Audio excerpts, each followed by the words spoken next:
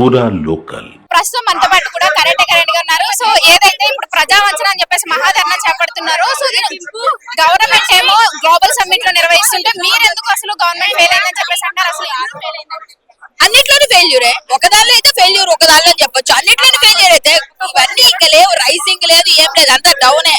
Downwards already వెళ్ళిపోతుంది Congress. So ఏంటంటే వీళ్ళు చెప్పే హామీలు నెరవేర్చినప్పుడు, ఒక అబ్బాయి చావు కారణమేనా నువ్వు అబ్బాయిని పట్టించుకున్నప్పుడు, అలాగే బీజేపీ తప్పు అని బీజేపీ మీద ఎగదోసేస్తున్నప్పుడు అన్ని విధాలుగా నువ్వు ఫెయిల్యూర్ పర్సన్, ఫెయిల్యూర్ ముఖ్యమంత్రి, ఫెయిల్యూర్ కాంగ్రెస్ గవర్నమెంట్.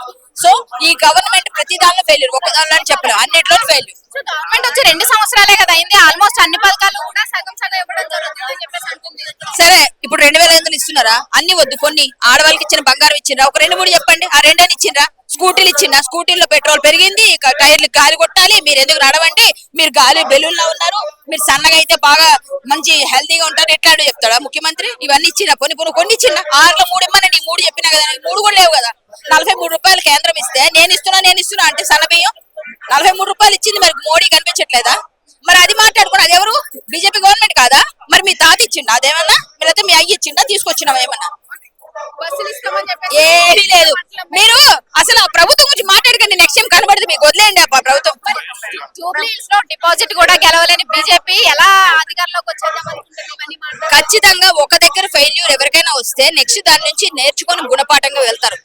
అక్కడ ఏదో ప్రాబ్లం వచ్చింది, అక్కడ ఉన్న వాళ్ళు వేరే విధంగా పనిచేశారు. సో ఎవరు ఏం చేసినా కొన్ని ఫెయిల్యూర్స్ విజయానికి ఒక మెట్టు ముందుకు వెళ్ళడానికి ఫెయిల్యూర్ నాంది అంటారు. సో ఒక ఫెయిల్యూర్ వచ్చిందని బాధపడడానికి లేదు.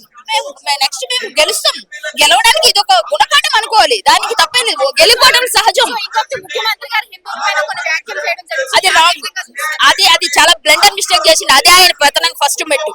పతనానికి హిందువులు ఓట్లు వద్దా? ఏం 100 మంది ఏంటి?